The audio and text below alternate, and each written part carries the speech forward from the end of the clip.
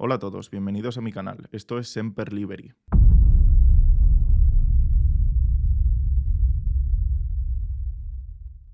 Hoy vamos a comentar, a analizar y a criticar el libro Mapas de Sentidos del profesor Jordan Peterson. Este libro fue publicado en 1999, así que ha pasado bastante tiempo desde que se publicó, y algunas de las partes, sobre todo cuando habla de neurociencia, están un poco desfasadas. De todas formas, el contenido del libro ha envejecido muy bien. Jordan Peterson es un psicólogo especializado en psicología clínica, social y de la personalidad, con un interés especial en la psicología de las creencias religiosas e ideológicas. Es un personaje bastante controvertido. Le han llamado de todo, desde liberal clásico, liberal ilustrado, hasta conservador tradicionalista e incluso apologista del fascismo. Yo no voy a entrar en esos calificativos porque no me parece que aporte absolutamente nada. Se pueden hacer dos distinciones entre los que han influido en su forma de ver la filosofía y los que han influido o sus referentes en psicología. Sus referentes en filosofía se podían reducir prácticamente a tres. Serían, por un lado, Nietzsche, por otro lado, Wittgenstein, y por otro lado, que es muy importante para leer este libro, es entender el pensamiento de Eliade.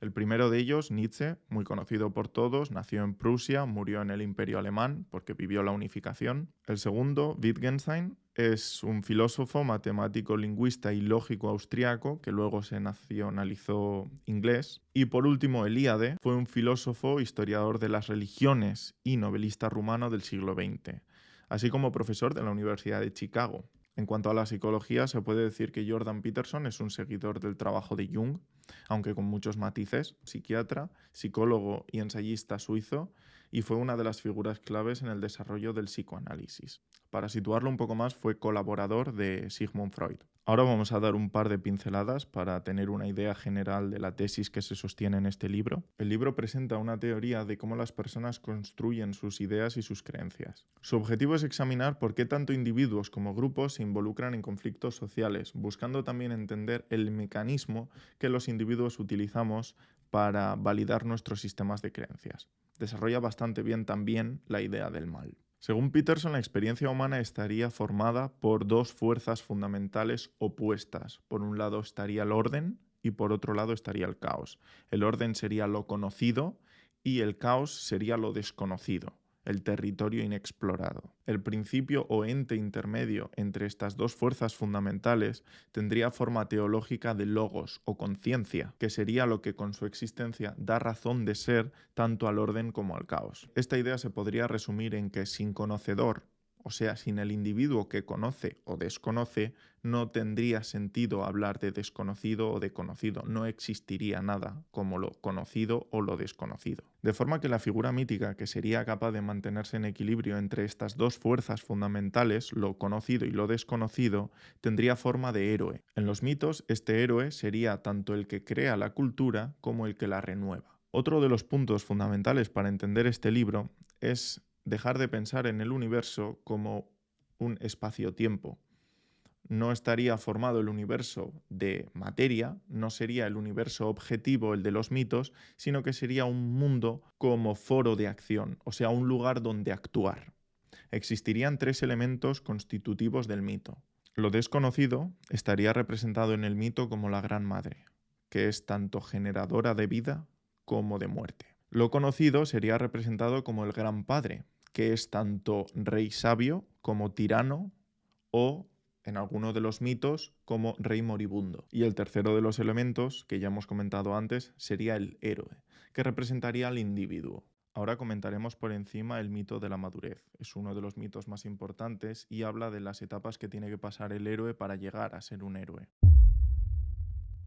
La primera etapa es cuando somos uno con la madre, cuando nos están amamantando, cuando la madre nos da todo lo que podemos necesitar y nos protege de todo. Un estado de paraíso infantil, de no saber que somos vulnerables, todavía no lo sabemos. Este estado terminaría cuando el niño empieza a ser consciente de su mortalidad, de su vulnerabilidad.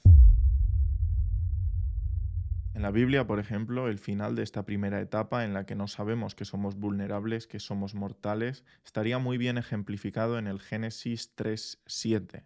Leo: tan pronto lo comieron, o sea, el fruto, Se dieron cuenta de que estaban desnudos y sintieron vergüenza. Entonces cosieron hojas de higuera para cubrir su desnudez.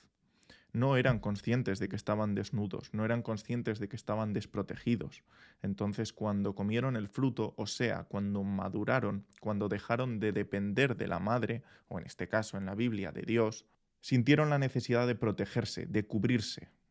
Esto no lo dicen porque sí, esto tiene un sentido, una razón de ser simbólica. En ese momento en el que Adán y Eva comen el fruto o que un niño se da de repente cuenta de que está desprotegido y tiene que independizarse de su madre.